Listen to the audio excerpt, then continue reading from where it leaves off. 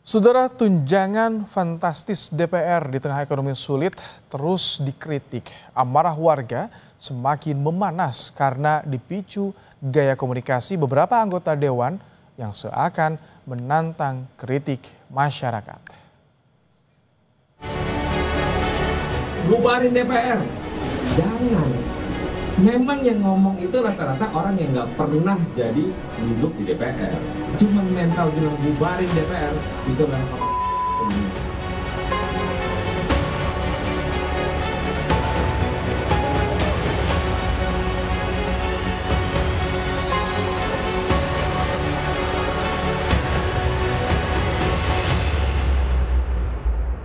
Tunjangan anggota DPR naik melejit di saat ekonomi masyarakat terhimpit, membuat amarah rakyat tak terbendung.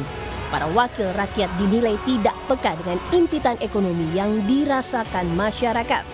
Tak hanya itu, gaya komunikasi sejumlah anggota dewan menjawab persoalan publik makin membuat masyarakat meradang.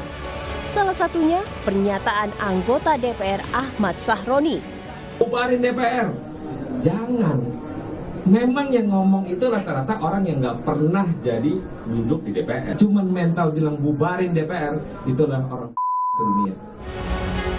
Sikap anggota DPR ini memicu amarah publik yang menilai kinerja anggota dewan tak sebanding dengan fasilitas yang diterima.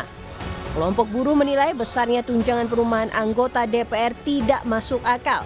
Apalagi tunjangan itu diberikan di tengah upah murah yang saat ini diterima buruh. DPR aja naikin tunjangan seenak-enaknya dia naikin gaji seenak-enaknya dia, pakai joget-joget lagi. Di mana hati nuraninya? Itu yang menyakiti rakyat, itu yang menyakiti buruh.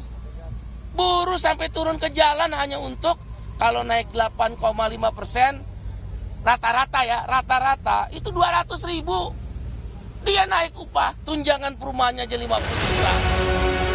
Mendapat kritik sana-sini, Ketua DPR RI Puan Maharani meminta maaf jika kinerja Dewan Perwakilan Rakyat dinilai kurang memuaskan masyarakat.